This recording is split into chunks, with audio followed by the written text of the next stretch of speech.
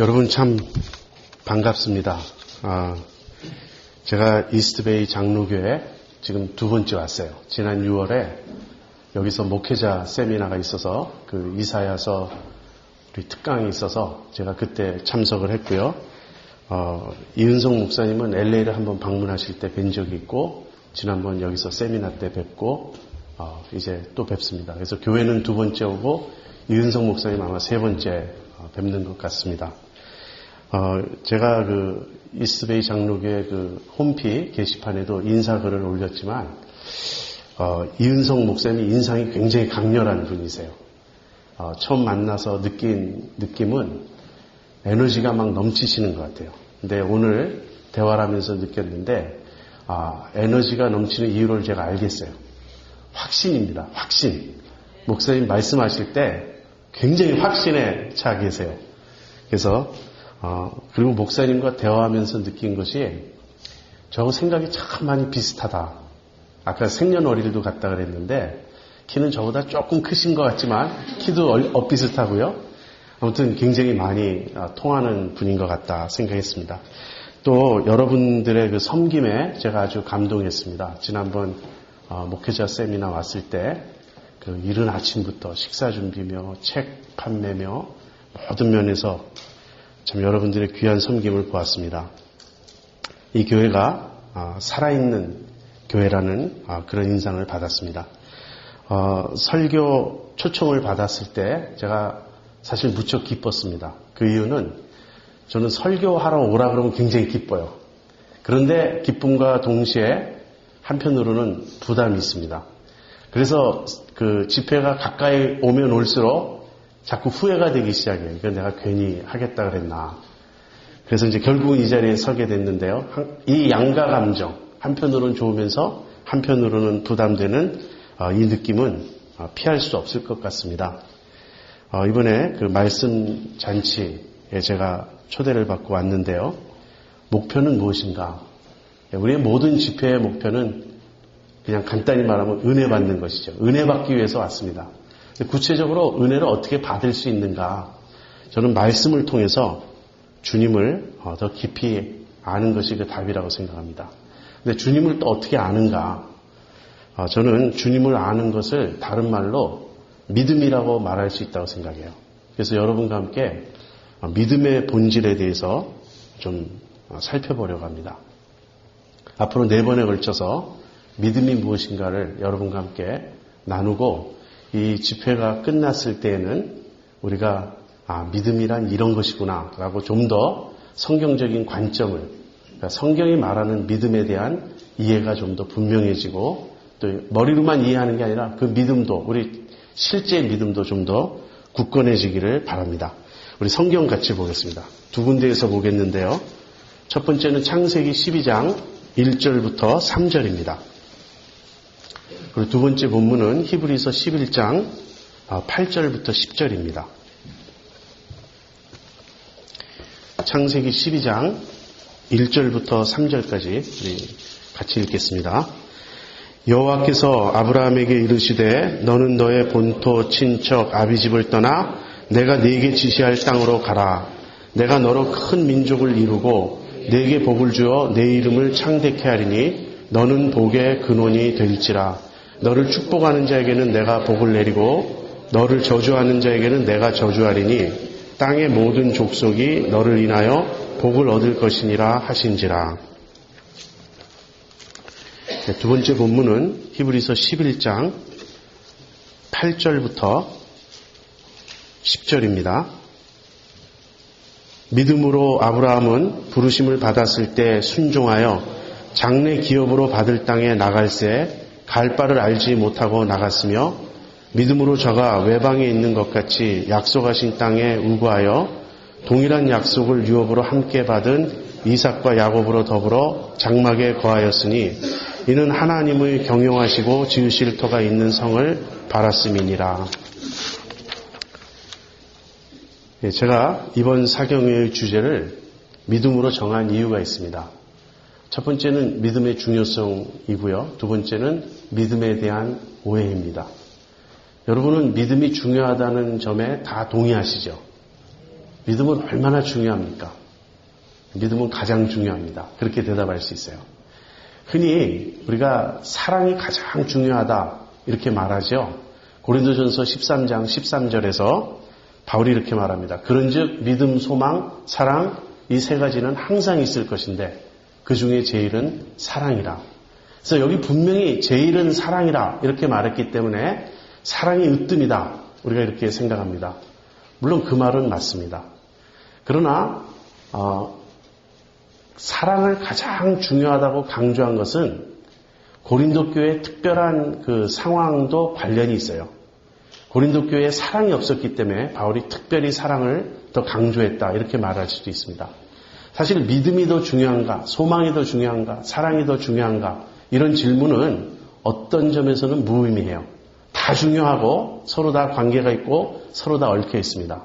근데 굳이 우리가 따진다면 믿음은 뿌리에 해당되고요. 사랑은 열매에 해당된다고 말할 수 있습니다. 그렇게 따진다면 믿음과 사랑의 관계를 알 수 있어요. 여러분, 뿌리가 더 중요합니까? 아니면 열매가 더 중요합니까? 우리가 나무를 심는 목적은 궁극적으로 열매를 얻기 위함이다. 고로 열매가 가장 중요하다. 이렇게 말할 수 있죠. 절대로 틀린 말이 아닙니다. 그러나 동시에 뿌리가 없으면 열매가 있을 수 없어요. 그래서 뿌리가 가장 기본이고 근본이고 가장 중요하다. 이렇게도 말할 수 있습니다. 이 말도 역시 틀린 것은 아닙니다. 바울은 갈라디아서 5장 6절에서 사랑으로 역사하는 믿음이다 이 말을 합니다. 그래서 바울은 믿음과 사랑을 분리시키지 않아요. 믿음이 참된 믿음이라면 반드시 사랑으로 역사하게 되어 있다. 야고보도 비슷한 말을 합니다. 야고보서 2장에서 행함이 없는 믿음은 죽은 것이라 그렇게 말해요. 그런데 야고보서 2장에서 행함을 구체적으로 어떻게 설명하냐면 사랑의 실천으로 설명하고 있습니다. 그래서 바울이나 야고보나 두 분 다 사랑과 믿음은 항상 함께 가야 하는 것으로 말씀하고 있어요. 그래서 우리가 굳이 믿음이 더 중요하냐 사랑이 더 중요하냐 그것을 따질 것은 아니고요.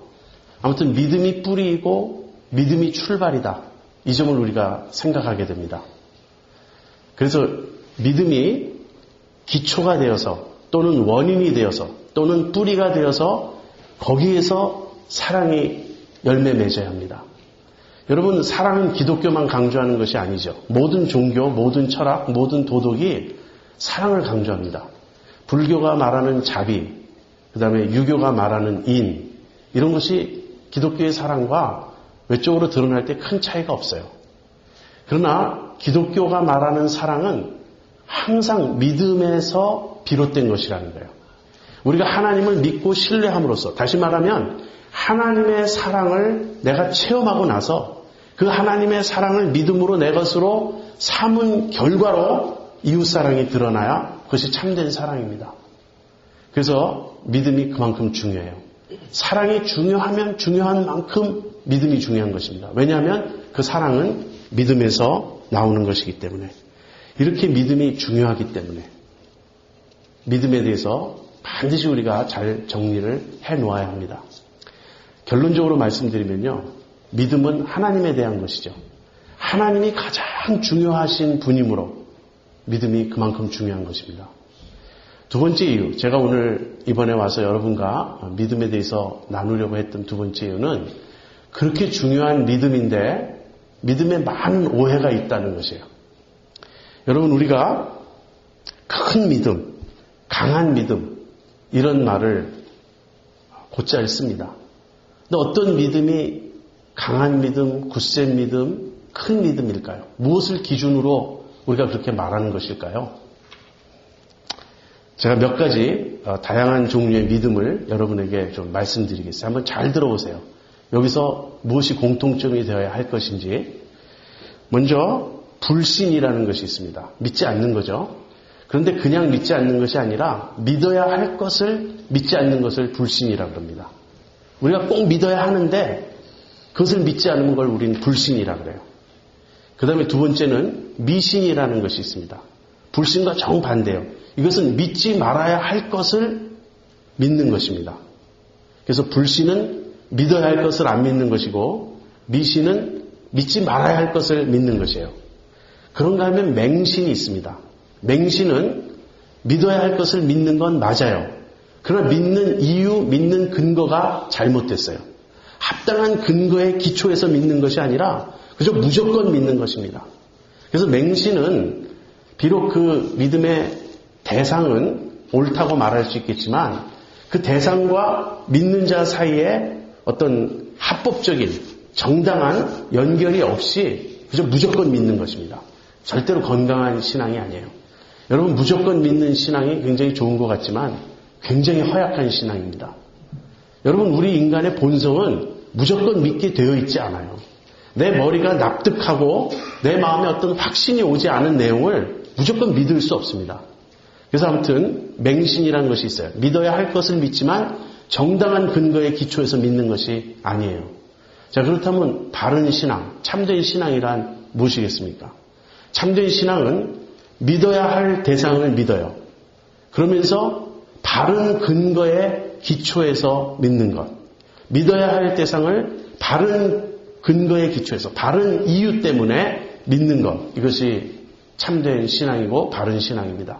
이걸 성경적으로 말한다면 하나님을 믿되 그분의 말씀에 근거해서 믿는 것을 말합니다. 하나님은 마땅히 믿어야 할 분이죠. 그래서 우리가 하나님을 믿는 것이 신앙이에요. 하나님을 안 믿으면 불신이고 하나님 대신 우상이나 다른 것을 믿으면 그건 미신이에요. 그러나 우리는 하나님을 믿습니다. 하나님은 믿어야 마땅한 대상이세요. 그러니까 하나님을 믿어요. 그런데 무엇에 근거해서? 내 경험에 근거해서? 주위에서 들은 어떤 말에 근거해서? 그런 게 아니고 하나님의 말씀에 근거해서 내가 하나님을 믿는 것. 이것이 성경적인 신앙이고 바른 신앙입니다. 여기에 대한 아주 좋은 예가 성경 사도행전 27장 25절에 나와요. 바울이 하는 말입니다. 그러므로 여러분이요 안심하라.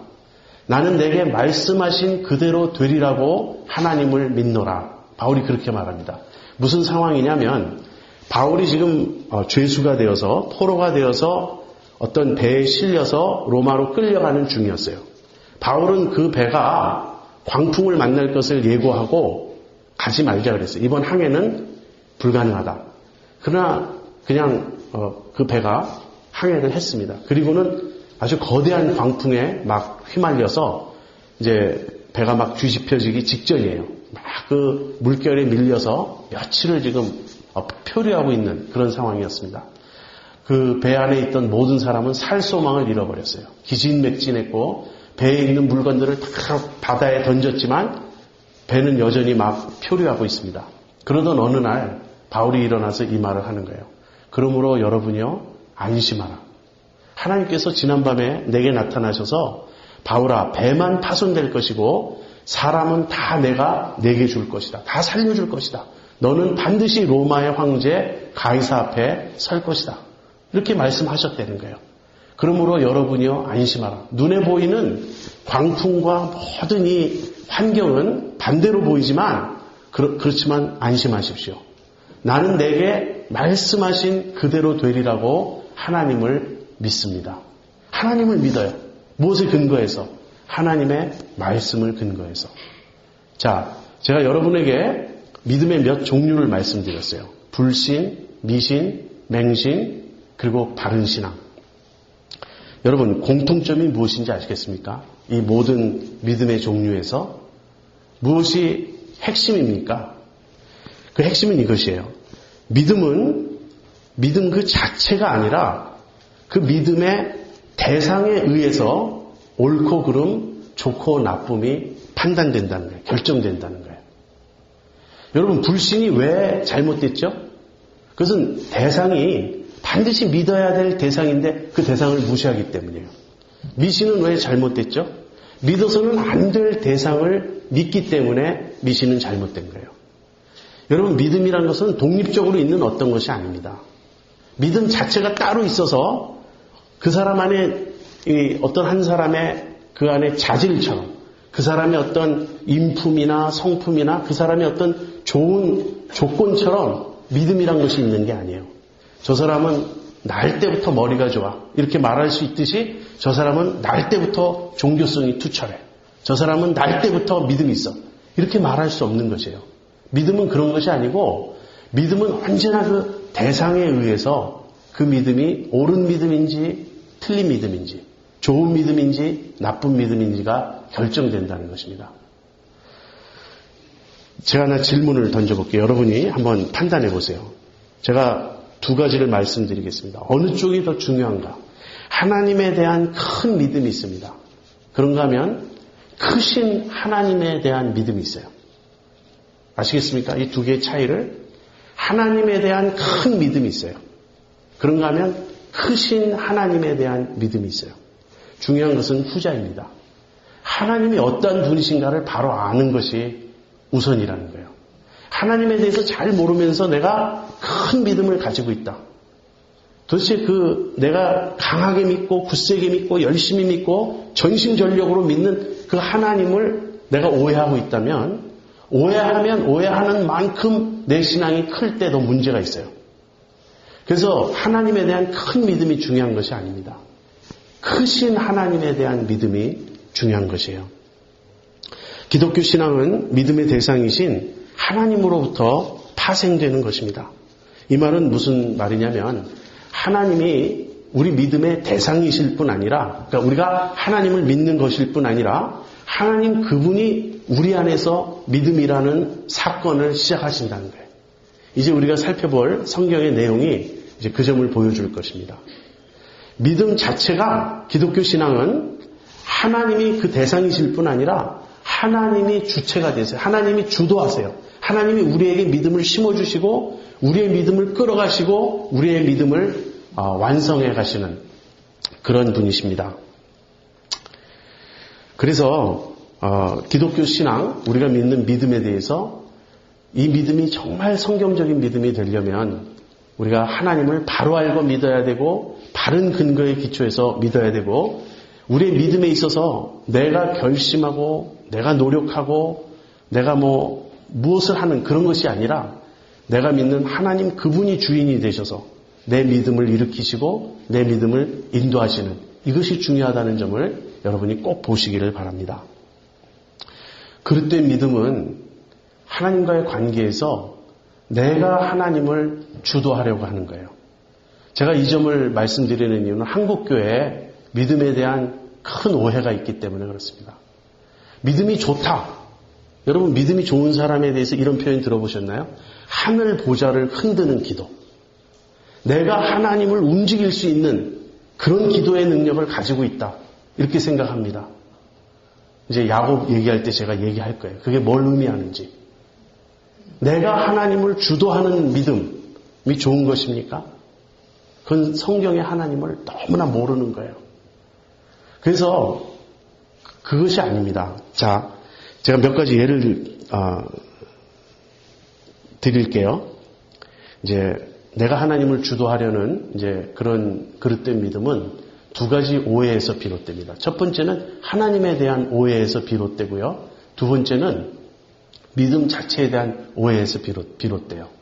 하나님에 대한 오해의 대표적인 예가 성경 누가복음 18장에 나옵니다.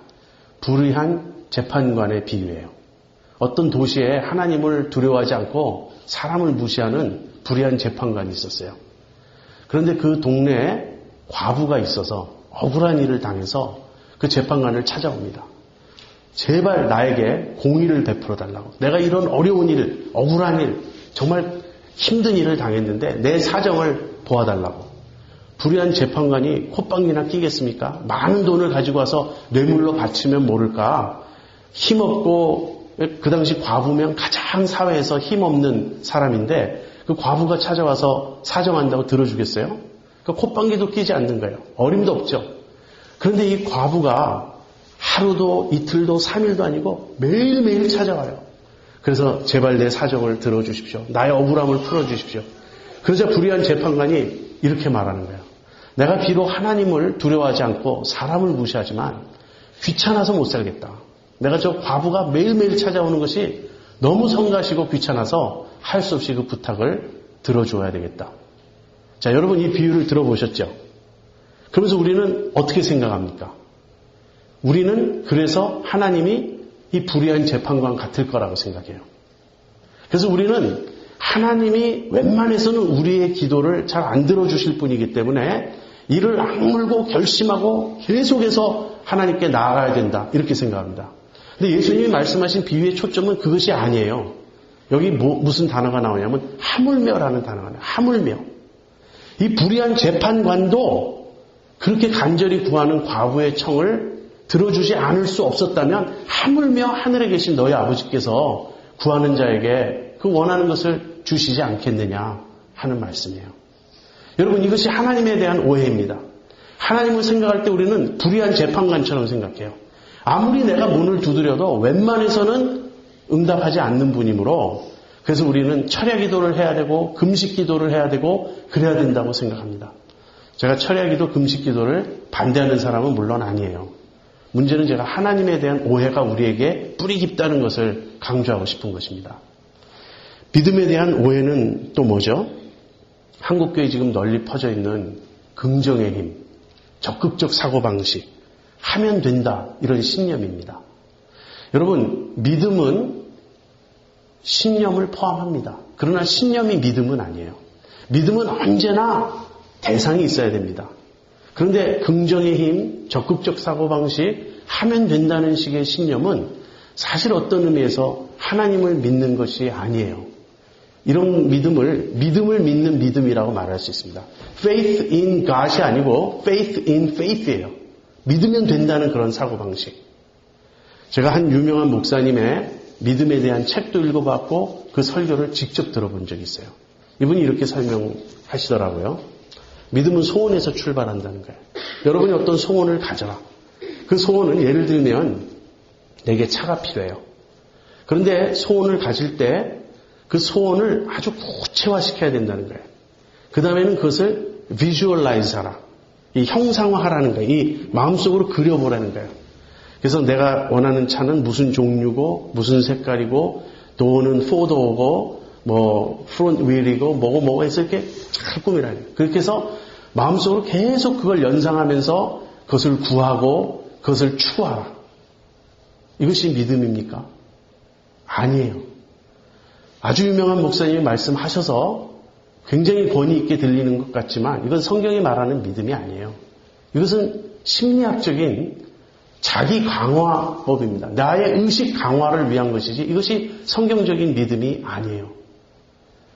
긍정의 힘이라고 할 때 그 긍정의 힘이라는 책의 원제는 Your Best Life Now예요. 그래서 긍정의 힘은 우리 번역자가 붙인 제목이긴 합니다.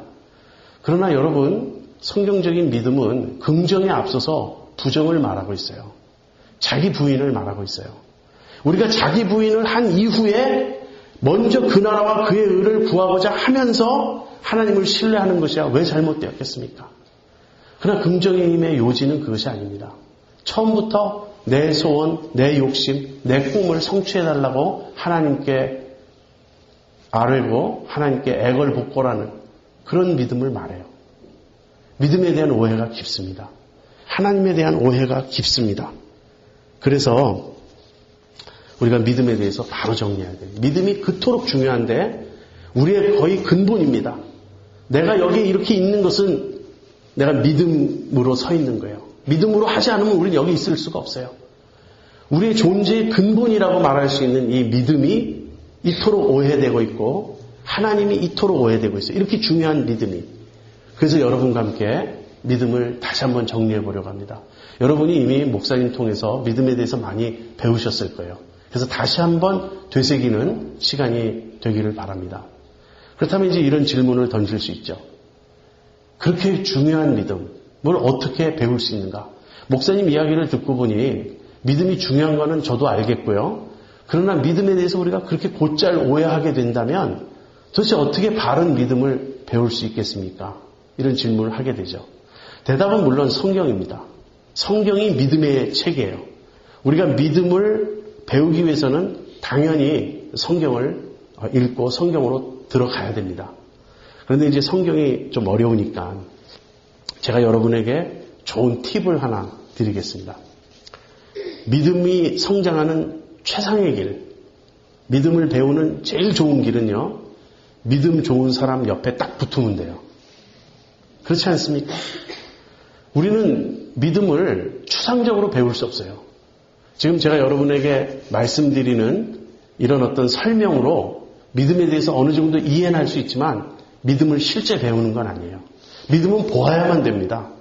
그래서 잘 믿는 사람 옆에 있으면 믿음을 우리가 쉽게 배울 수 있어요. 근데 이제 애석한 것은 우리 중에 잘 믿는 사람 찾기가 쉽지 않아요. 정말입니다. 이것은 현 시대의 문제예요. 제가 존경하는 신학자 중에 J.I. 패커라는 분이 계세요. 저는 제 눈에는 이분이 영적 거인이에요. 너무너무 훌륭한 분이에요. 근데 이분이 뭐라 그랬냐면 우리 20세기, 지금은 이제 21세기가 되었지만 우리 현대의 그리스도인들은 과거 이분이 이제 청교도들을 굉장히 존경하는데요. 그 청교도들에 비하면 우리는 영적 피그미라고. 스피리추얼 피그미. 여러분 피그미 아시죠? 아프리카에 굉장히 그 키가 작은 난장이 같은 그런 종족이 있습니다. 과거 청교도 시대에 그분들은 영적인 거인이었는데 우리들은 마치 피그미 같다고.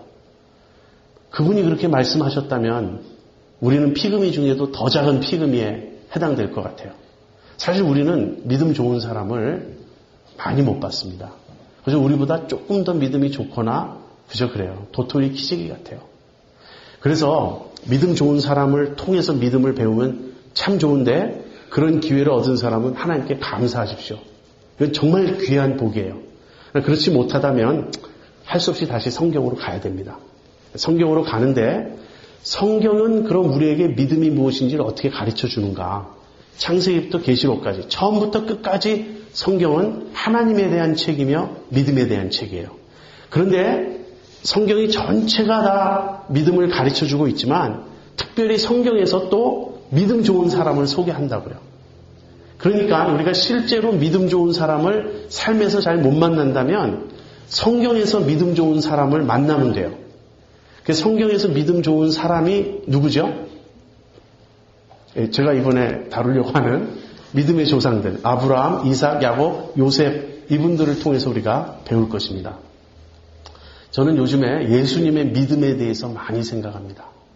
예수님은 우리 믿음의 대상이죠. 우리는 예수님을 믿어요. 그러나 그뿐만 아니고 예수님은 믿음의 본도 되십니다. 예수님이 우리에게 믿음이 무엇인지를 보여주세요. 예수님은 하나님을, 물론 하나님의 아들이시니까 아버지라고 불렀죠. 그래서 하나님을 아버지로 모시고 사는 삶이 무엇인지를 우리에게 보여주셨어요. 믿음의 완성은 예수님입니다. 예수님은 정답이고 100점이고 완전한 답이에요. 그래서 우리가 예수님의 믿음을 살펴보면 완전한 믿음을 가진 사람은 저렇게 사는 것이구나를 알 수 있어요. 여러분 히브리서 11장이 믿음의 장이죠. 믿음의 영웅들 또는 믿음의 선조들의 이야기가 쭉 나오죠. 그 결론은 히브리서 12장 앞부분에 가서 나옵니다. 그래서 아벨에서부터 시작해서 믿음의 조상들 이야기가 쭉 나오다가 맨 마지막에 등장하는 인물이 예수님이에요. 그러므로 우리에게 구름같이 둘러싼 허다한 증인들이 있으니 모든 무거운 것과 얽매이기 쉬운 죄를 벗어버리고 믿음의 주요 온전케 하시는 이인 예수를 바라보자. 예수님이 마지막으로 완전한 믿음의 본으로 제시됩니다. 근데 예수님을 믿음의 주요 온전케 하시는 분이라고 말해요. 무슨 말입니까? 여기서 주라는 말은요, 파이어니어란 뜻이에요. 시작하셨다. 믿음의 길을 예수님이 시작하셨어요. 개척하셨어요. 그리고 온전케 하신다라는 말은 퍼펙트예요. 믿음의 파이오니어이자 시작하신 분이시자 완성하신 분. 그러니까 믿음의 길은 예수님이 시작하셨고 예수님이 완성하신 길이에요. 그래서 그 예수님을 바라보자. 그 예수님이 우리 믿음의 본이 되세요. 근데 다음 기회에 언제 한번 기회가 있으면 예수님의 믿음에 대해서 살펴보기라고요. 우리는 오늘은 이번에는 그보다 이제 하나 앞서 성경에서 가장 믿음의 샘플로 제시하는 몇몇 분이 있어요. 이 아브라함, 이삭, 야곱, 요셉 이 네 분의 믿음의 조상들의 삶을 살펴봄으로써 믿음이 어떤 것인지 좀 알기를 원합니다. 오늘은 아브라함에 대해서 전반을 다루고요. 내일 아브라함에 대해서 후반을 다루면서 또 이삭을 내일 다루겠습니다. 이삭에 대해서는 할 얘기가 좀 많지 않아요. 왜냐하면 아브라함과 많이 얽혀있기 때문에 아브라함과 이삭은 같이 이야기해야 됩니다. 그 다음에 세 번째 야곱에 대해서, 그 다음에 네 번째 요셉에 대해서 차례대로 살펴보기로 하겠습니다. 여러분, 아브라함이 얼마나 위대한 인물이라고 생각하십니까? 저는 세속 역사의 관점에서도 아브라함만큼 위대한 인물은 없다고 생각해요. 아브라함은 촌부였습니다. 아브라함 스토리를 다 읽고 나서 제가 내린 결론은 아브라함은 딱 두 가지 일을 했어요. 그의 생애에서. 하나는 이민 간 거고요. 하나는 자식 얻은 거예요. 그거밖에 없어요. 아브라함이 한 일은. 굉장히 그 당시로서는 먼 거리를 여행해서 갈대아 우르에서 하란을 거쳐 가나안까지 왔죠. 그래서 아브라함은 이민을 했습니다. 그것이 하나의 일이고요. 그 다음에 아브라함은 말년에 정말 100세가 되어서 아들을 얻었다. 그 두 가지가 아브라함 얘기의 전부예요. 물론 그 사이사이 이제 더 장가지 같은 이야기들이 있지만 아브라함은 평범한 삶을 살았습니다. 아브라함은 촌부예요. 근데 아브라함이 믿음의 관점에서만 아니라 세속 역사의 관점에서도 저는 제일 중요한 인물, 예수님 빼고 역사상 제일 중요한 인물이라고 저는 생각해요. 왜 그런지 아십니까? 지금 아브라함을 자기 조상이라고 부르는 사람들이 세계 인구의 절반이에요. 유대인은 워낙 숫자가 많지 않으니까 별로 카운트할 게 없어요. 기독교인이 전 세계 인구의 한 20억 됩니다. 전 세계 인구의 한 3분의 1이 그 개신교, 로마 천주교, 그다음에 동방 정교 합치면 한 20억이 된다 그래요. 그다음에 이슬람 역시 아브라함을 자기들의 조상으로 삼습니다. 근데 이슬람이 10몇 억이에요. 한 13억인가 그렇다 그래요. 합치면 33억이에요. 전 세계 인구의 절반이 아브라함의 후손입니다. 아브라함의 혈통적 후손으로 주장하는 사람들도 있지만 문제는 아브라함이 가진 그 신앙을 이어받고 있다는 거예요. 우리 기독교인의 신앙은 무슨 차이가 있냐면 아브라함에서 출발한 이 믿음이 그리스도에 의해서 완성됐다고 우리는 믿기 때문에 그리스도를 통해서 이제 아브라함을 보죠. 그런 점에서 다른 종교들과 다릅니다. 그러나 그 원형은 아브라함에게 있어요. 믿음의 원형은 아브라함에게 있어요. 무슨 말입니까? 그 당시 아브라함 시대에 아브라함처럼 인격적으로 하나님을 만난 사람이 없어요. 그 당시 믿었던 모든 종교는, 그 사람들이 믿었던 그 신앙은 전부 우상숭배적이고 그 다음에 신과 어떤 인격적인 관계, 거룩하신 하나님, 이런 하나님을 믿은 게 아니라 기복적이고 무속적이고 그런 신앙이었어요. 한마디로 잡신적인 신앙이었어요. 또는 다신교 신앙이었고, 그런 가운데 하나님과 대화하고 하나님의 음성을 듣고 거룩하신 하나님의 명을 조차 그렇게 하나님과 교제하며 믿었던 그 믿음, 굉장히 독특한 믿음이에요. 세계 종교사에 아브라함이 가지고 있는 이 신앙이라는 것은 굉장히 특이한 예입니다. 그런 예가 없어요.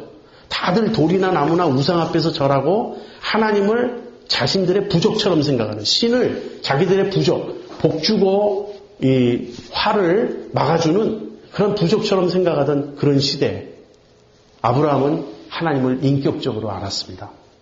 그래서 그 인격적인 하나님을 믿는 이 믿음이 세계 인구의 지금 절반이나 돼요. 그래서 아브라함의 이 영향력이라는 게 세속 역사를 놓고 보아도 가장 큰 인물이에요. 아브라함이. 대단한 인물이죠. 그래서 그 아브라함을 당연히 우리가 공부해야 되겠죠. 그럼 아브라함 이야기를 어떻게 접근해야 할 것인가? 먼저 간단히 아브라함 이야기가 성경 어디에 나오는지 살펴보겠습니다. 창세기 11장 27절부터 25장까지 나와요. 그리고 여호수아 24장에 잠깐 나오고요. 느헤미야 9장에 잠깐 나오고, 신약에 오면 아브라함의 믿음을 자세히 설명하는 본문이 세 군데가 있습니다. 로마서 4장, 히브리서 11장, 야고보서 2장이에요. 이 많은 본문 중에서 제가 주로 상고하고자 하는 본문은 창세기와 오늘은 히브리서를 조금 겸해서 살펴보겠고, 내일은 로마서와 야고보서를 살펴보려고 합니다. 그래서 그런 곳에서 이제 우리가 아브라함에 대한 스토리를 이제 얻을 수 있는데, 아브라함의 이야기를 접근하려면요, 단편적으로 할 수 없어요. 우리가 좀 그런 오류를 범합니다. 아브라함의 생애 그 많은 이야기 중에 어느 하나를 딱 떼어서 거기서 어떤 교훈을 얻고자 하는데 불가능한 일은 아니지만 그것은 좋은 접근이 아니에요. 왜냐하면 아브라함의 믿음은 그 순간 완성된 것이 아니기 때문에 아브라함의 믿음은 계속 역동적으로 발전하고 성장하고 변화되어 가고 있었습니다. 그래서 우리가 아브라함을 통해서 믿음을 배우려면 아브라함의 생애 전체를 우리가 머릿속에 그리고 있어야 돼요. 그래서 아브라함 생애를 자세히 설명할 시간은 없습니다. 그냥 한두 번에 걸쳐서 그의 생애를 마쳐야 되기 때문에 일단 이렇게 하겠습니다. 오늘 그냥 간단히 주마간산처럼 간단히 그의 생애를 요약해서 그의 믿음이 어떤 식으로 전개되는지를 살펴보고요. 그 다음에는 아브라함의 믿음에서 우리가 꼭 배워야 될 중요한 교훈을 살펴보도록 하겠습니다. 아브라함 이야기는 어떻게 시작되냐면요. 하나님의 부르심으로 시작됩니다. 아브라함이 갈대아 우르에 있었어요. 근데 하나님께서 아브라함에게 2번 나타나세요. 처음 갈대아 우르에서 나타나시는데 갈대아 우르를 떠나 내가 네게 지시할 땅으로 가라. 하나님 이렇게 말씀하셨을 때 아브라함이 자기 아버지 데라와 함께 우르를 떠납니다. 그래서 하나님이 지시하시는 땅으로 가는데 여러분이 성경 지리를 좀 아시면 왜 하란으로 갔는지 알 수 있어요. 자, 여기가 갈대아 우르입니다. 궁극적인 목적지는 가나안 땅 여기예요. 그런데 갈대아 우르에서 가나안까지 직선거리는 갈 수가 없어요. 왜냐하면 여기는 사막이기 때문에. 그래서 어떻게 가냐면 사막을 피해 북쪽으로 올라갔다가 남쪽으로 내려와야 돼요. 이 북쪽 끝이 하란이에요. 그래서 아브라함과 데라와 그 가족들이 갈대아 우르를 떠났어요. 그래서 하란에 왔는데 하란에서 오래 좀 머물렀던 것 같아요. 그러면서 하란에서 아버지 데라가 죽습니다. 그래서 하나님이 다시 아브라함에게 나타나셨어요. 2번째로. 그러면서 내가 네게 지시할 땅으로 가라. 다시 말씀하셔가지고 아브라함이 하란에서부터 가나안으로 옮겨옵니다. 이것이 아브라함 이야기의 출발이에요. 부르심. 그러니까 부르심을 조차 히브리서는 어떻게 말하죠? 갈 바를 알지 못하고 아브라함이 믿음으로 갔다. 여러분, 여기서 아주 중요한 믿음의 교훈을 배우는데 믿음은 모험이라는 거예요. 믿음은 우리가 처음부터 끝까지 모든 걸 다 알고 가는 길이 아닙니다. 그러면 믿음이 필요 없죠. 다 아니까. 사실 믿음은 궁극적인 목적지는 알아요. 하나님께서 어떤 땅을 주시겠다고 하셨기 때문에 거기까지 갈 줄은 알아요. 그러나 가는 길은 우리가 모르는 거예요. 어떤 분들은 그렇게 생각합니다. 그리스도인의 삶을 마치 하나님께서 나에게 청사진을 보여주시듯이 다 한 번에 펼쳐 보여주시기를 원해요. 그러나 그렇지 않습니다. 어떤 선교사님의 간증을 들어보면 제가 특별한 분이 아니라 일반적으로 생각할 수 있습니다. 그분이 선교사로 이곳에 오기까지 자기는 전혀 예상하지 못했는데 지금 제가 여기 와 있습니다. 이런 고백하는 선교사님들 참 많죠. 하나님께서 인도하셔서 온 거예요. 거기까지. 여러분 우리가 우리의 그 믿음의 삶이라는 것을 내가 계획하고 내가 다 따지고 내가 모든 것을 계산해서 그렇게 살아가는 것이 믿음의 삶이 아닙니다. 믿음은 정말 내일 일은 난 몰라요. 그렇게 하면서 가는 거예요. 그런데 그게 더 신나지 않나요? 저는 20살 될 때 제 인생을 다 계획했던 사람이에요. 아주 도표로 잘 그려서 그걸 또 친구한테 설명했더니 친구가 자기 달라 그래서 가지고 있어요. 지금도 증거로 내밀 수가 있어요. 근데 제가 그린 그 제 인생 도표를 보면 지금 제가 여기 이렇게 있으면 안 돼요. 굉장히 저는 훌륭한 사람이 돼서 어디 있어야 돼요. 그런데 그 도표를 그린 지 얼마 안 돼서부터 제가 몸이 아프고 병이 나고 아무튼 엉뚱한 길로 가다가 여기까지 왔어요. 뒤돌아보면 저는 모든 것이 하나님의 인도였다. 내가 여기 온 것은 하나님의 뜻이었다. 그런 고백을 하게 됩니다. 지금 내 인생을 다시 되돌아가서 20살 그 젊은 시절로 되돌아가서 네 맘대로 살라 그러면 저는 제 계획대로 살지 않습니다. 그것이 최선의 길이라는 생각이 이제 안 들어요. 앞으로는 하나님이 인도하시는 대로 가겠습니다. 몰라도 돼요. 하나님이 제일 잘 아시니까. 그래서 나의 가는 길을 오직 그가 아시나니. 욥이 그렇게 말했죠. 주님을 믿고 따라가는 겁니다. 그래서 아브라함이 부르심에서 출발해서 이제 가나안에 도착합니다. 근데 재밌는 건요. 가나안에 도착했더니 뭐가 기다리죠? 기근이, 그 땅에 기근이 있더라. 하나님이 지금 속이는 거 아닙니까? 내가 너에게 지시할 땅으로 가라 그래서 그 먼 길을, 그 긴 세월을 거쳐서 도착했으면 그 땅이 낙원과 같았더라. 그래야지 맞잖아요. 여러분 믿음의 삶에서 그런 경험 안 하십니까? 주님의 뜻이라고 해서 도착했는데 뭐 한국에서 이민 가야 됩니까? 말아야 됩니까? 간절히 기도했더니 이민 가라고 하나님이 분명히 말씀하신 것 같아요. 근데 이민 와서 삶이 얼마나 고달픕니까? 이게 아니었는데 하나님 나를 속이셨습니까? 그럴 수 있죠. 근데 하나님의 일에는 실수가 없어요. 근데 아브라함이 가나안에 딱 도착했더니 기근이 있단 말이에요. 그러니까 어떻게 합니까? 아브라함이 애굽으로 내려가요. 그런데 애굽으로 내려가라는 하나님의 지시도 없었고 아브라함이 하나님께 여쭤보지도 않습니다. 여러분 기근이 있어서 애굽으로 보낼 정도의 상황이라면 하나님이 굳이 그 먼 길을 거쳐서 가나안까지 오도록 하셨겠습니까? 이 아브라함이 애굽으로 내려간 것은 명백한 실수예요. 믿음에 있어서의 탈선입니다. 어떻게 그 일을 알 수 있나? 3가지 정도를 제가 말씀드릴게요. 첫째는 애굽에 내려가서 아브라함이 한 일은 거짓말입니다. 자기 아내를 자기 누이라고 속여요. 왜? 아내가 너무 이쁘니까 사람들이 자기를 죽이고 아내를 빼앗아갈까 봐 겁이 나서 아내를 누이라고 속입니다. 무슨 말입니까? 하나님을 못 믿고 있는 거예요. 하나님을 믿었다가는 망칠 것 같은 상황으로 자기가 빠져들어간 거예요. 자기가 거짓말을 해서라도 인간의 꾀를 써서라도 살아남아야 되겠다는 상황이 하나님의 인도하신 상황이겠습니까? 말이 안 되죠. 두 번째, 이 애굽은 나중에 결정적으로 아브라함을 넘어뜨리는 요인이 돼요.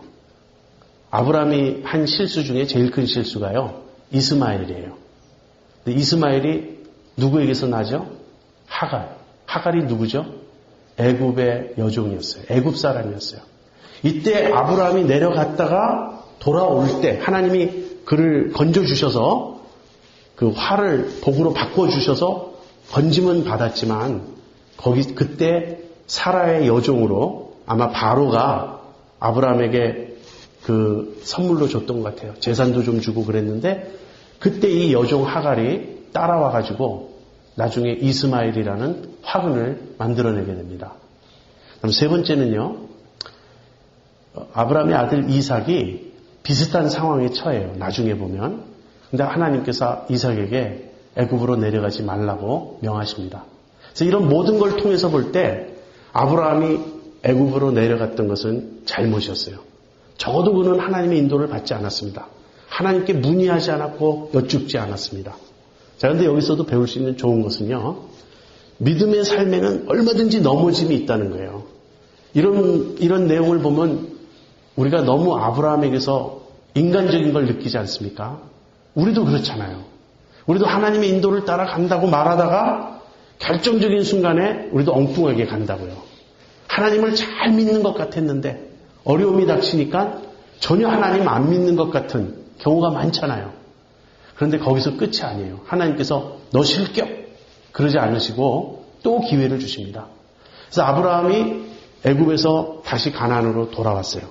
근데 돌아와서 무슨 일이 일어나냐면 롯과 아브라함이 갈라지는 일이 생깁니다. 이제 도착했는데 롯의 목자와 아브라함의 목자. 롯은 조카예요. 아브라함의 조카인데 같이 다녔는데 둘 다 이제 양떼가 많으니까 목자들이 서로 물 먹이고 양에게 물을 먹이고 그럴 때 자기들 양 먼저 먹이려고 그러고 다투고 계속 그래요. 그래서 아브라함이 내가 우하면 내가 좌하고 내가 좌하면 내가 우하리라. 우리가 골육 친척인데 싸우지 말자. 우리 서로 갈라서자. 그런데 아브라함이 굉장히 관대하고 너그럽습니다. 네가 먼저 택하라. 여러분 아무리 한국 그 동양의 유교 문화가 아니라 할지라도 거기도 역시 어른이 먼저죠. 내 조카 롯 보세요. 때는 기회다. 그래가지고 쫙 살펴보니까 소돔 고모라 쪽이 비옥한 땅이 있는 거예요. 그래서 그럼 삼촌 굳이 그렇게 말씀하신다면 제가 먼저 택하겠습니다. 그리고 난 절로 가겠습니다. 그 소돔 고모라가 죄악의 도시였는데도 글로 택해요. 아브라함이 좋은 땅을 먼저 줘요. 그러자 하나님이 금방 나타나셔서 아브라함에게 이렇게 말씀하세요. 아브라함아 동서남북을 다 둘러봐라. 내 눈이 닿는 그 모든 것이 너의 땅이 될 것이다. 아브라함이 이제 믿음으로 다시 살기 시작했어요. 이제 롯이 소돔 고모라 땅에 가서 사는데 소돔 고모라가 그 당시 이제 국제 전쟁에 휩쓸려요. 아주 세계 대전이 벌어지는데 막 5부족, 4부족과 5부족이 서로 막 싸워요. 그런데 소돔 고모라 이 왕들이 져가지고 다 포로로 끌려갑니다. 그때 롯도 끌려가요. 그러니까 롯은 잘못 선택한 결과 엉뚱한 전쟁에 휩쓸려서 포로로 끌려가게 되었습니다. 그런데 아브라함이 그 얘기를 듣자 집에서 길리운 자 318명을 이끌고 이제 롯을 구출하러 가요. 그러니까 318명의 그 집에 남자 장정들이 있었다는 것은 아브라함이 굉장한 거부였다는 것을 보여줍니다. 아무튼 아브라함이 가서 롯을 구출해갖고 돌아옵니다. 돌아올 때 누굴 만나죠? 멜기세덱이라는 사람을 만나요. 이 멜기세덱은 아주 신비 인물인데요. 어쨌든 하나님의 제사장이에요. 그래서 아브라함이 멜기세덱에게 자기의 그 11조를 바치고 멜기세덱은 아브라함을 축복합니다. 근데 멜기세덱이 그때 이렇게 축복해요. 지극히 높으신 천지 주제이시고 지극히 높으신 하나님 아브라함에게 복을 주옵소서. 그렇게 이제 멜기세덱이 복을 빌어줍니다. 그럼 멜기세덱과 헤어진 아브라함이 이제 소돔 왕을 만나요. 소돔 왕도 아브라함이 다 구해줬어요. 같이. 그래서 소돔 왕이 아브라함에게 이렇게 말합니다. 전리품을 다 당신이 가지십시오. 당신이 우리를 구출해 주시고 이 전쟁의 승자는 당신이 오니 당신이 전리품을 다 가지십시오. 그랬더니 아브라함이 사양해요. 내가 당신 때문에 부자가 되었다는 말 내가 들을 수 없습니다. 그런데 그때 아브라함이 무슨 말 하냐면 천지의 주제이시며 지극히 높으신 하나님을 두고 내가 말하는데 나는 아무것도 갖지 않겠습니다. 단지 나와 동행했던 사람이 그들의 먹고 썼던 비용은 그들이 받아 마땅합니다. 아브라함이 멜기세덱을 만나서 하나님이 어떤 분이신지를 더 배웠어요. 하나님이 천지의 주제이시며 지극히 높으신 분이라는 것을 아브라함이 알게 되었어요. 무엇을 보여주죠? 여러분, 하나님에 대해서 아는 것은 아브라함이 굳이 우리보다 더 많이 안다고 말할 수 없습니다. 우리는 성경 전체를 갖고 있기 때문에 하나님에 대해서 굉장히 많은 교리적인 내용을 알고 있어요. 아브라함은 우리만큼 하나님에 대해서 조직적으로, 교리적으로 많이 알았던 건 아니에요. 아브라함은 하나님을 인격적으로 알았고 하나님의 인도를 따라갔고 하나님과 동행했던 삶을 살았어요. 그런 면에서 아브라함은 우리보다 믿음이 더 깊습니다. 그렇지만 하나님에 대해서는 우리가 더 많이 알고 있어요. 여러분, 아브라함이 삼위일체 하나님을 알았을까요? 구약 성도들은 삼위일체 하나님을 몰랐어요. 그것만 봐도 우리가 아브라함보다 더 하나님에 대해서는 많이 알아요. 어쨌든 아브라함이 멜기세덱을 만나서 눈이 확 열립니다. 이것이 아브라함의 신앙 여정에서 믿음의 도약이에요. 눈이 확 열리니까 어떻게 됩니까? 내가 지극히 높으신 하나님을 믿는 내가 굳이 이런 째째하게 전리품 같은 거나 이렇게 취하고 다른 그러니까 소돔왕은 하나님 백성이 아니죠. 그러니까 우리 식으로 얘기하면 비기독교인 때문에 내가 부자 됐다고 그 소리를 들어야 되겠냐. 믿음에 아주 포부가 생겼어요. 이런 것을 우리가 주의 깊게 봐야 됩니다. 그래서 아브라함이 소돔 왕에게 하나도 받지 않아요. 자, 여기까지 애굽으로 내려갔던 것은 잘못이었지만 돌아와서 롯에게 양보하거나 롯을 구출하거나 아니면 소돔 왕에게 전리품을 사양하는 이런 모습은 아브라함의 믿음이 성장하다가 조금 주춤했다가 다시 성장하는 모습을 보여주죠. 이 일을 하나님이 기뻐하셨어요. 그래서 창세기 15장에 보면 그 멜기세덱 사건 직후에 창세기 15장에 보면 하나님이 아브라함에게 나타나셔서 이렇게 말씀하십니다. 아브라함아, 나는 너의 방패요 너의 지극히 큰 상급이니라. 이게 무슨 말입니까? 여러분, 아브라함이 318명을 데리고 이 전쟁이 일어난 곳에 뛰어들어서 다 이렇게 물리치고 한마디로 게릴라전을 한 거예요. 게릴라전을 해서 이 롯과 그 포로들을 도로 되찾아왔지만 그것은 급습했기 때문에 게릴라전을 폈기 때문에 가능한 일이었지. 이제 정상 상태로 돌아오면 아브라함은 이제 큰 위기에 처한 거예요. 만약에 그쪽 왕들이 다시 전열을 다시 가다듬고 규합해서 군사를 규합해서 쳐들어오면 그쪽은 부족입니다. 그쪽 네 부족의 왕들이 군사를 규합해서 오면 적어도 몇천 명 되지 않겠어요? 적어도. 또는 몇만 명. 그러면 318명 가지고 아브라함이 버틸 수 있습니까? 그러니까 사실은 굉장히 두려운 일이에요. 내가 일을 저질렀구나. 이제 어떡하나. 하나님이 아브라함아 두려워 말라. 나는 너의 방패다. 내가 너를 지켜줄 것이다. 내가 믿음으로 행한 것을 나는 안다. 그러므로 내가 너를 지켜줄 것이다. 그리고 내가 하나도 전리품 받지 않았지. 걱정하지 말아라. 내가 너의 지극히 큰 상급이니라. 여러분 아브라함의 스토리를 우리가 자세히 살펴보면 믿음이라는 것이 그렇게 관념적이고 추상적이고 이론적이지 않아요. 아주 구체적이에요. 실제 삶에서 믿음의 길을 택할 때 하나님이 어떻게 칭찬하시고 또 보상해 주시는가. 아니면 탈선에서 믿음의 길에서 벗어날 때 하나님이 어떻게 경고하시고 어떻게 책망하시는가. 구체적으로 일어나요. 그래서 하나님이 아브라함에게 내가 너에게 큰 상급을 주겠다 그랬더니 아브라함이 뭘 요구하죠? 주여 저는 무자합니다. 지금 상급을 많이 받는다고 되는 게 아니에요. 내가 지금 가진 재산도 내 상속자가 없기 때문에 이게 다 소용이 없게 될 판인데 무슨 상급 운운하십니까? 그래서 하나님이 내가 네게 자손을 주겠다. 하늘의 별처럼 많게, 바다의 모래처럼 많게, 내가 셀 수 없을 숫자의 자손을 너에게 주겠다. 그러자 아브라함이 어떻게 하죠? 아브라함이 하나님을 믿으니 하나님께서 이것을 저에게 의로 여기셨다. 창세기 15장 6절 말씀입니다. 성경에서 아주 제일 중요한 몇 말씀 중에 하나예요. 나중에 바울이 로마서를 창세기 15장 6절에 근거해서 써요. 로마서는 창세기 15장 6절에 대한 강해 설교다. 거의 이렇게 말할 수 있을 정도예요. 요 부분은 제가 내일 더 설명하겠습니다.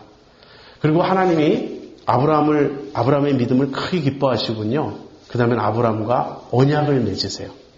이 언약을 이렇게 맺습니다. 짐승을 이렇게 쪼개가지고요. 짐승의 시체를 둘로 이렇게 갈라서 놓습니다. 그리고 아브라함이 이제 졸아요. 그 짐승 갈라놓은 시체 앞에서 이렇게 졸고 있는데 갑자기 횃불이 나타났어요. 저녁 어둑할 때 횃불이 나타나더니 그 짐승 쪼개진 그 사체 사이를 횃불이 지나갑니다. 이 언약이라는 말은요, 쪼개다, 가르다 이런 의미가 있어요. 그래서 언약을 가르다, 언약을 맺는다라는 말을 cut the covenant, 영어로 얘기하면 cut the covenant. 그래서 언약을 자르다 이렇게도 표현해요. 무슨 말이냐면 짐승이 이렇게 갈라져 있는 것은 무엇이냐면 언약을 지키지 않으면 언약을 파기하는 자는 마땅히 이렇게 갈라질지다 이렇게 말하는 거예요. 서로 아주 맹약을 하는 겁니다. 아주 맹세하면서 약속하는 거예요. 언약을 반드시 지키자. 만약에 이 언약을 지키지 못한다면 이 짐승이 쪼개진 것처럼 우리도 쪼개져야 마땅하다. 그리고는 원래대로 얘기하면 언약을 맺는 두 당사자가 같이 거기를 지나갑니다. 이 지나간다는 말은 뭐냐면 완전히 쪼개지고 완전히 갈라졌다는 것을 확인하는 거예요. 완전히 지나감으로써. 그래서 진짜 짐승이 완전히 쪼개지듯이 언약을 어기는 사람은 이렇게 쪼개질 것이다. 근데 재미있죠? 하나님만 지나가세요. 횃불은 하나님이에요. 이 횃불이 언약 그 짐승 사체 사이를 지나가는데 아브라함은 지나가지 않아요. 무슨 말입니까? 하나님께서 아브라함과 맺으신 언약은 일방적이라는 거예요. 즉 하나님의 약속이에요. 내가 너에게 하늘의 별처럼 바다의 모래처럼 많은 자손을 주겠다. 그리고 이 약속을 내가 꼭 지킬 것이다. 안 지킨다면 마치 언약을 쪼개듯이 내가 그 사이를 지나가는 것으로 내가 맹세한다. 하나님께서 이렇게 하신 거예요. 저는 일단 이 장면이 아브라함의 신앙의 여정에서 굉장한 승리의 장면이라고 생각해요. 얼마나 아브라함이 기뻤을까요? 그때. 근데 이제 그 다음 16장에 가서 또 이상한 사건이 벌어집니다. 아브라함이 75세 때 가나안 땅에 들어왔어요. 근데 10년이 지나고 지금 하나님이 언약을 맺고요. 내가 너에게 하늘의 별처럼 많은 자손을 주겠다 했는데 시간이 지나가도 여전히 자식은 나오지 않아요. 그래서 아브라함이 85세 때, 그러니까 사라가 74세 때, 75세. 그러니까 아브라함보다 사라가 10년 어려요. 자, 사라가 75세면 이제 소망 없죠. 75세 된 할머니, 85세 된 할아버지가 더 이상 이제 무슨 자식 낳을 희망이 있겠어요? 그러자 사라가 아브라함에게 권합니다. 아무래도 내 종 하갈을 취해서 아들을 얻는 게 나을 것 같다. 이것은 완전한 잘못은 아닙니다. 왠지 아세요? 하나님께서 아브라함의 몸에서 자식이 나오겠다고 했지 사라에 대해서는 그때까지 언급하지 않았어요. 그러니까 이들이 편법을 쓰는 겁니다. 타협을 하는 거예요. 믿음의 타협이에요. 사라가 안 된다면 하갈을 통해서라도 아브라함이 아들을 얻어야 하지 않겠나.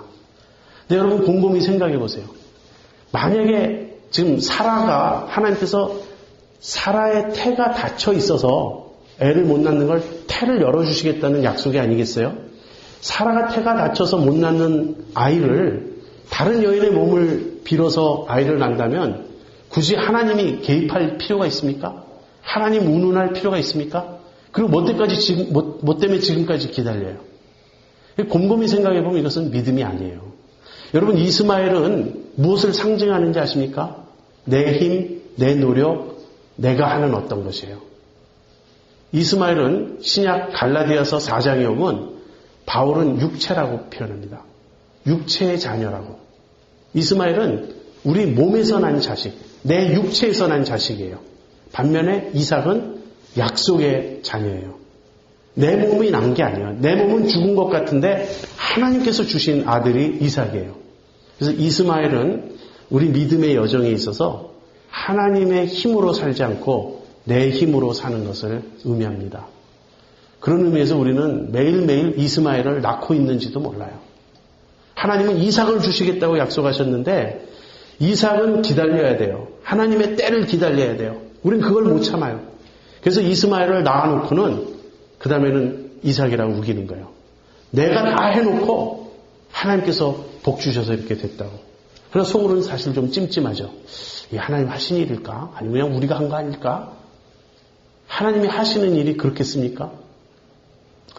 이스마엘을 낳은 일이 굉장한 실수였어요.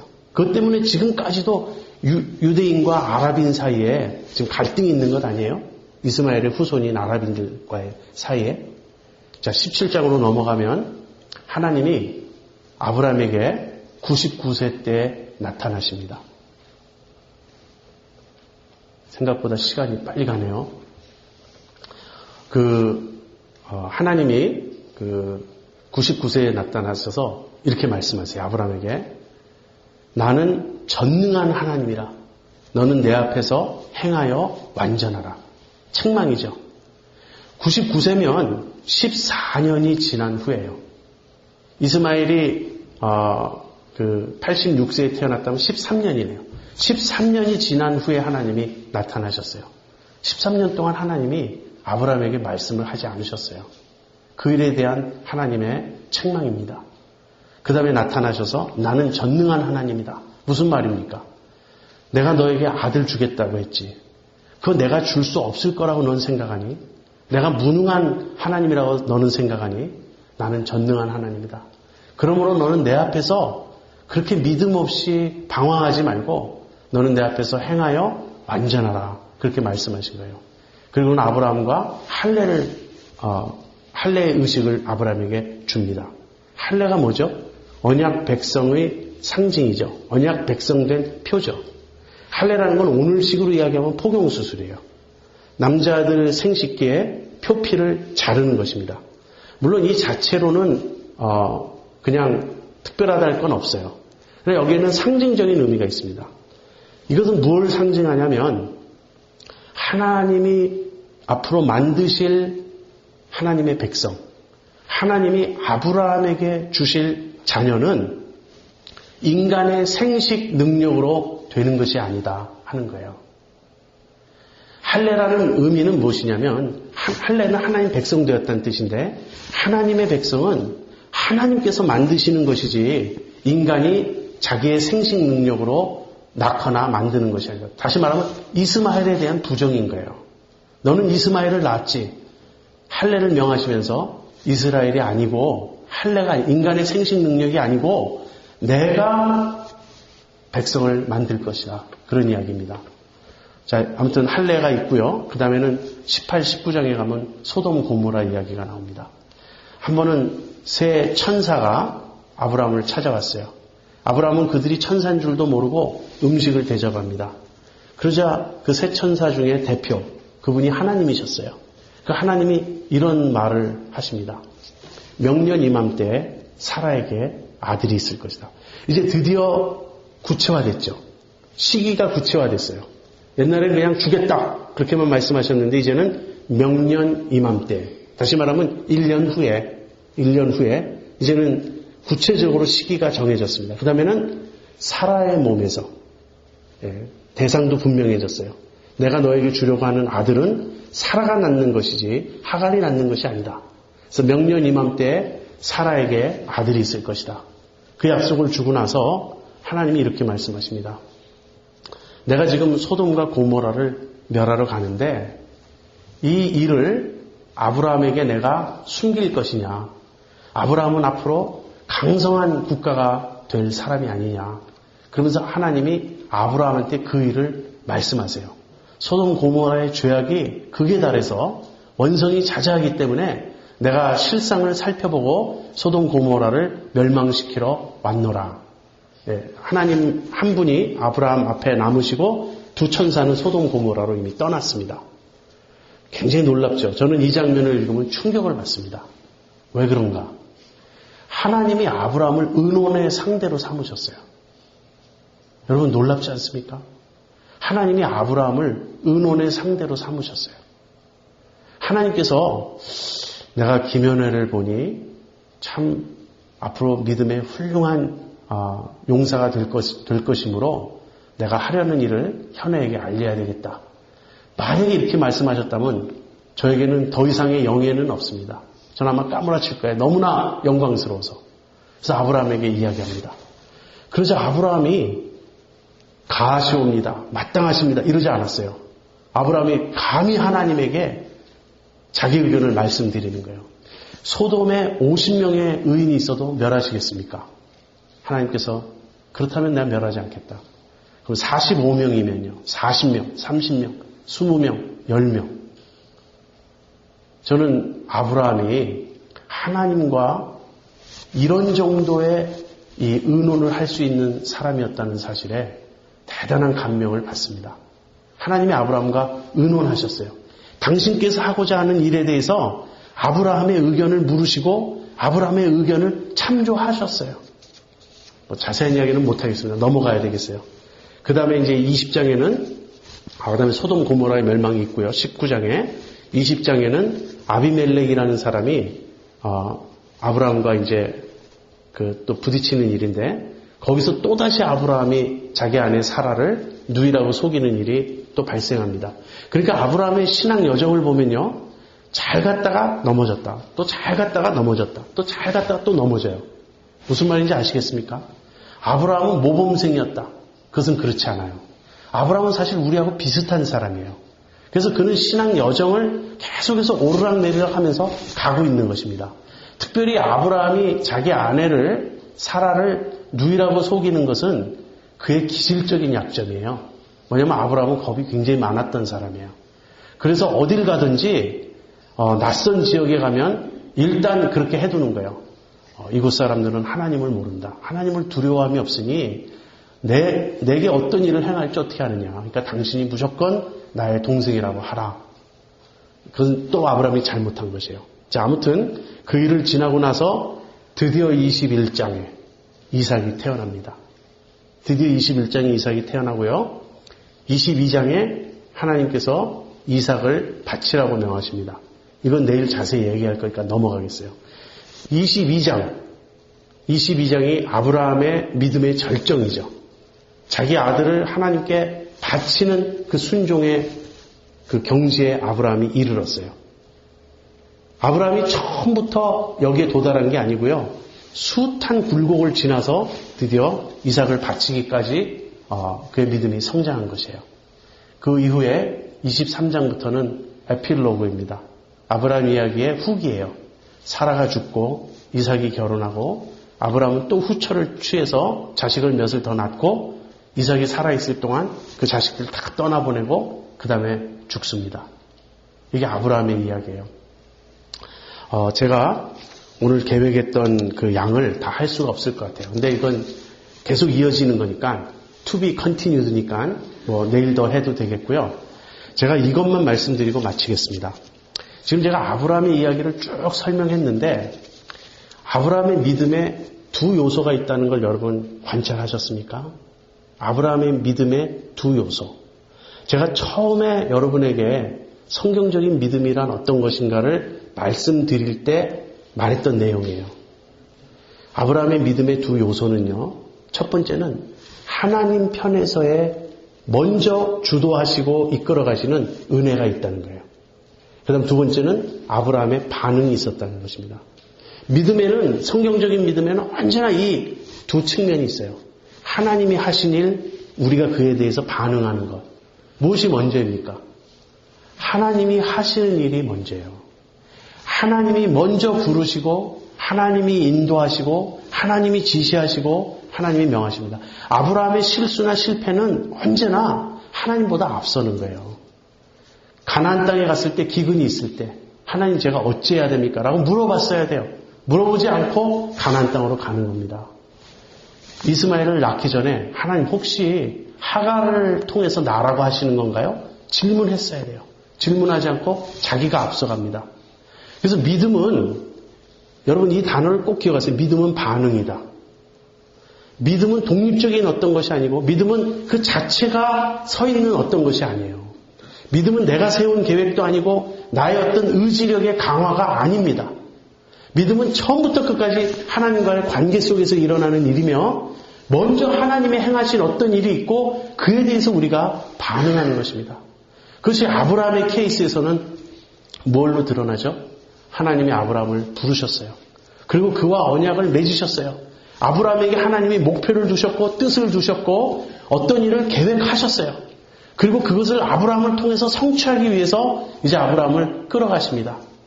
사실은 그 아브라함의 믿음까지도 하나님께서 계속 주시는 거예요. 훈련하시고. 어린아이가 걸을 수 있도록 걸음마를 하도록 그 다리가 아직도 약하고 기어다니다가 스면 넘어지고 하는 그런 순간에 엄마가 또 붙잡아주고 아빠가 붙잡아주고 잘한다 칭찬해주고 그래서 몇 발자국 걸어가다가 쓰러지면 그래도 그 몇 발짝 걸어갔다고 박수 쳐주고 온 가족이 기뻐하고 이런 식으로 해서 부모가 자식을 키워가잖아요. 하나님이 아브라함을 키우셨어요.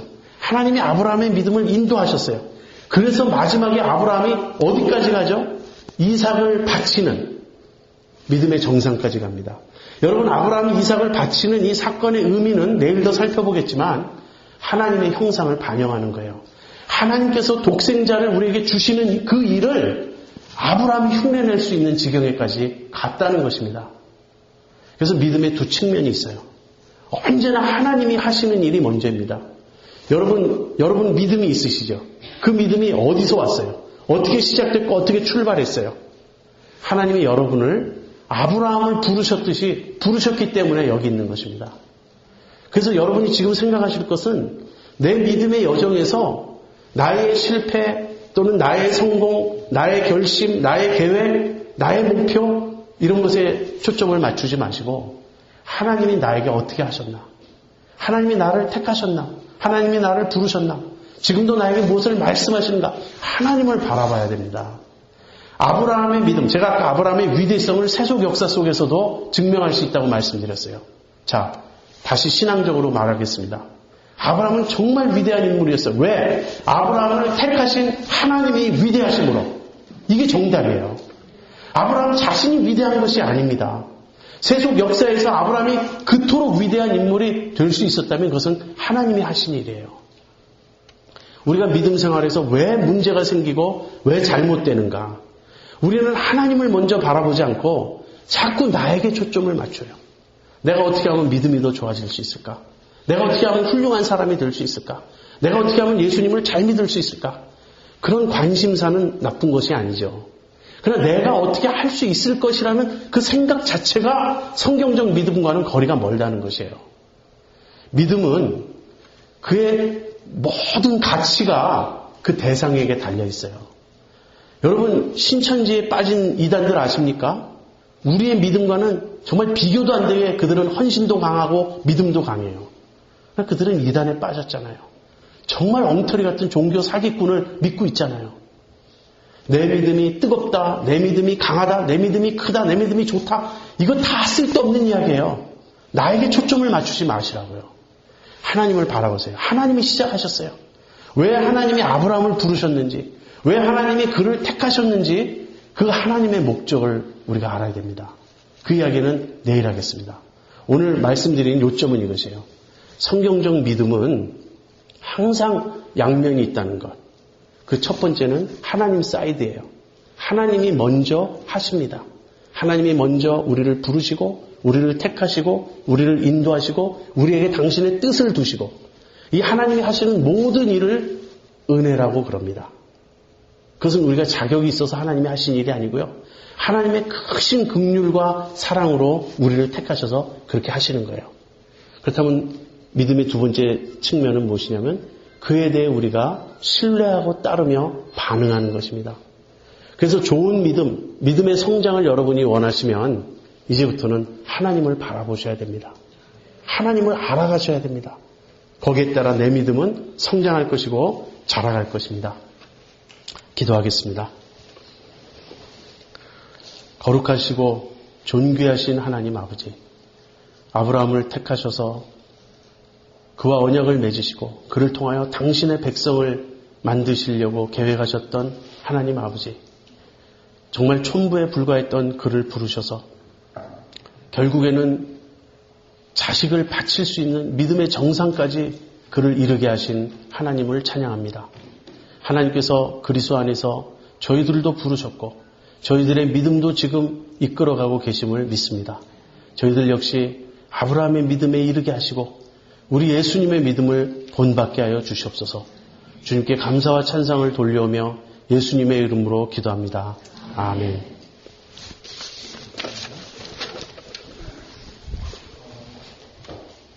찬양이던 전도사님께서 3회를 금식하면서 보여준 부분입니다. 나는 그저 자기가 정한 주제가 그것이